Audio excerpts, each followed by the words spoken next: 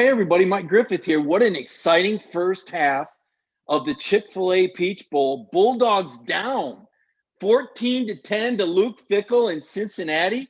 Man, hard to believe. There's been some big plays for the Bearcats and some tough plays for the Bulldogs in Cincinnati. A 9-point underdog by starting kickoff, leading Georgia 14-10 on that painful 2-minute drive. You saw Georgia so close. Nolan Smith, the guy everybody's been clamoring for. He's in the backfield, can't get to Desmond Ridder. Really, Cincinnati quarterback, I think, has been the difference so far. He's bought time. He's made plays. He's 15-22 passing, 170 yards, 2 touchdowns against kind of a made-over Georgia defense. But listen, you said before the game that you weren't going to make excuses with the opt-out guys, right? We saw that happen with Florida.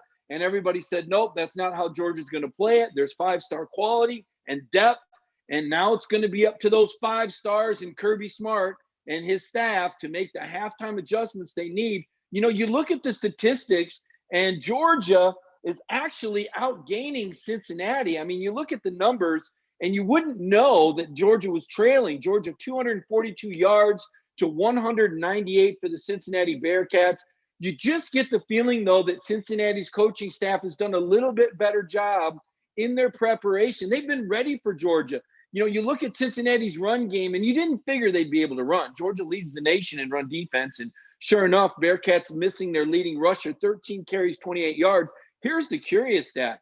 Georgia only 18 yards on 9 carries. The Georgia offensive line is getting beat by this Cincinnati defensive line. Now, you've done some shuffling. And you wonder, how much does that have to do with it? We saw Xavier Truss making his first career start at left tackle.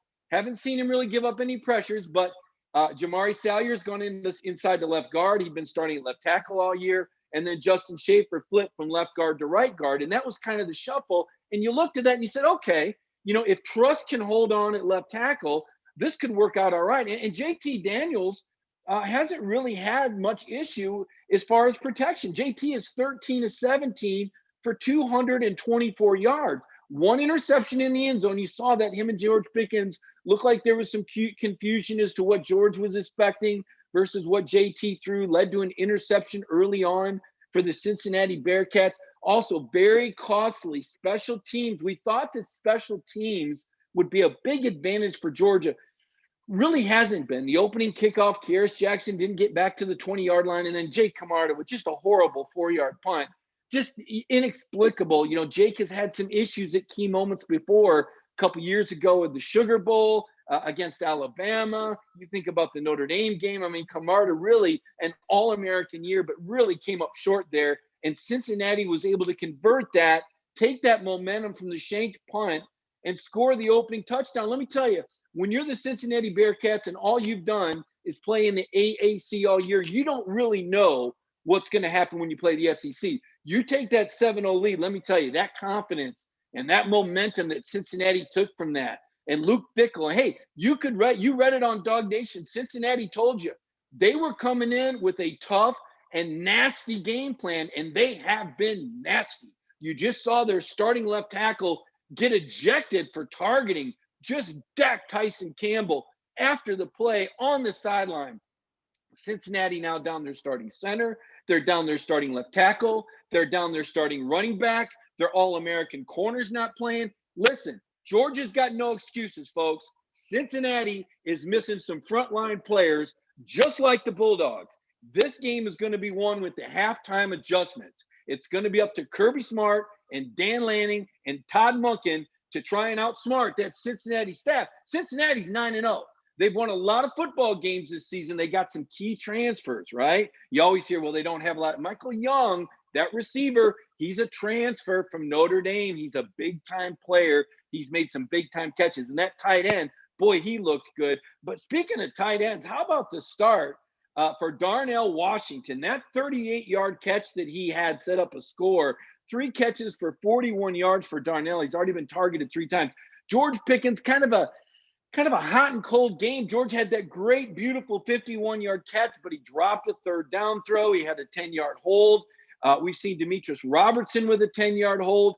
You've seen Xavier Truss with a hold. We've seen a chop block. Way too many penalties for this Georgia offense. Not what we expected to see. Usually Georgia very dialed in and ready for this type of challenge. If Georgia didn't know what they were going to get from the Cincinnati Bearcats before kickoff, they ought to know now, because they're losing in Atlanta in their own backyard to a Cincinnati football team that would appear to be outmanned from a talent standpoint at every position. But you got to tip your cap. You know, Luke Fickell and the Bearcats have come in focused and ready to take on these Georgia Bulldogs.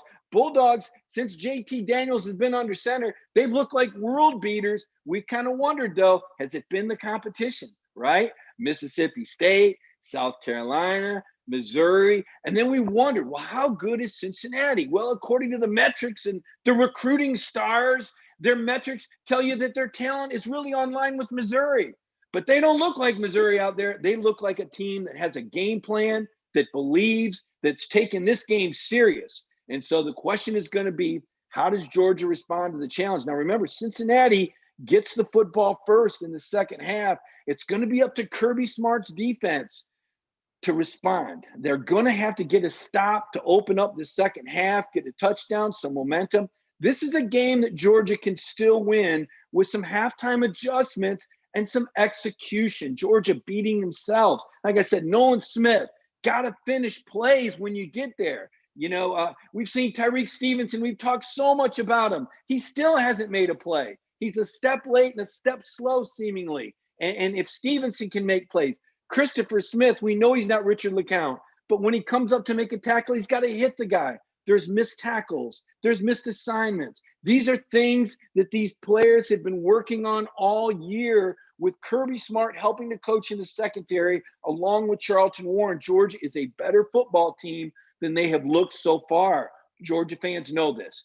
I think Georgia's going to settle down. I think they'll get a stop. I think they're eventually going to get to Desmond Ridder. You saw early that offensive lineman get ejected. That was the starting left tackle. It's time for Azeez Ojulari to start coming off the edge. We already saw Adam Anderson with a great first half sack. Saw Arian Smith with that 55-yard catch. There's been some great highlights, folks, and a lot of promise for the future. But right now, I know the Georgia Bulldog fans, they're dialed in. They want this win. We'll worry about next year. We got all off season to write about it and talk about it at Dog Nation. And BA's going to come to you after the show with the great Terrence Edwards to talk to you about this football game, this halftime report. There's been a lot of information to cover, a lot of breakdowns by Georgia that have led to these Cincinnati points. Again, give credit to Cincinnati for taking what Georgia's given them. Jake Camarda shaked punt. Cincinnati cashes in for 7, right? Interception in the end zone. Pickens and apparently JT not on the same page. Cincinnati with the pick, right? 2-minute drive. Nolan Smith misses the sack. A missed tackle earlier in the drive. Cincinnati cashes in. Georgia is giving this game away at this stage. It's up to Georgia and Kirby Smart and those players to take this game back. Georgia has more talent, and they have the better players, and they're playing in their backyard in Atlanta. I don't believe in voodoo or anything like that, but this Mercedes-Benz Stadium has not been good to the Georgia Bulldogs so far. They need to cash in and get a win over Cincinnati, I believe, to carry some momentum into the offseason. It's been a tough season. Georgia has fought hard. These last 3 games rolling in here, they looked great.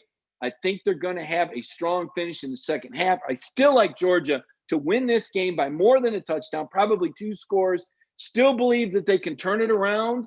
I just feel like Georgia has too much, and I think Kirby and his staff are excellent with halftime adjustments. I think the Bulldogs will settle in and beat Cincinnati. But, hey, time will tell. I also thought they were going to win by 4 touchdowns yesterday, and Cincinnati has proven me wrong.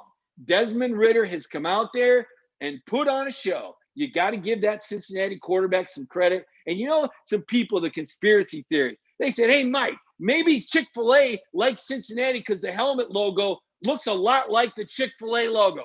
I said, no, I don't think that's it. I think they thought they were getting ACC refs, and they look like AAC refs. No, just kidding. There have been a couple calls against Georgia, but this game's not about officiating. It's not about Chick-fil-A, and it's not about voodoo and Mercedes-Benz Stadium. It's about playing sound, fundamental football. And so far, Cincinnati has been the better coached team and the team that has executed better. Once Georgia settles in, you'll get a chance to see what all this talk has been about over these last 3 games. Again, I look at these numbers, folks.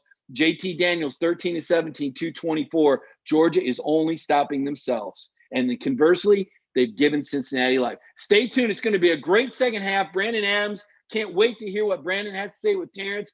After the game, Connor Riley, he'll have his story up. I'll have my game ball up. Who's that game ball going to be? Darnell Washington going to make a couple more grabs? Is JT Daniels going to be the hero? Time will tell. Enjoy the Chick-fil-A Peach Bowl. We got an exciting second half coming up. Thanks for following us on Dog Nation.